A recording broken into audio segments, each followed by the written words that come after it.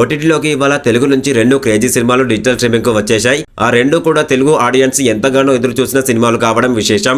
అంతేకాకుండా ఆ 2 చిత్రాలు మంచి మల్టీ స్టారర్ సినిమాలు కావడం విశేషం. ఆ రెండింటిని దాదాపుగా ఈపాటికి అందరూ గెస్ చేసే ఉంటారు. కానీ మనం ఒక్కో దాని గురించి చెప్పుకుంటూ పోదాం. ఆ మూవీస్ ఏంటో తెలుసుకునే ముందు వీడియోని లైక్ చేసి సబ్స్క్రైబ్ చేసుకోండి. Thank you.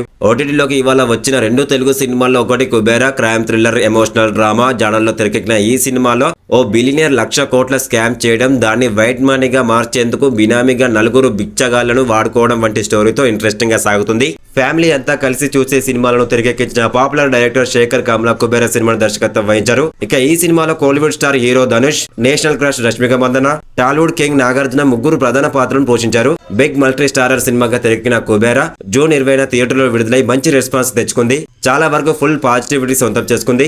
తెలుగులో సూపర్ హిట్ అయిన కుబేరా ఓటీటీలోకి ఇవాళ జూలై 18 నుంచి ఓటీటీలోకి వచ్చింది. అమెజాన్ ప్రైమ్ వీడియోలో ఈ మూవీ స్ట్రీమింగ్ అవుతుంది.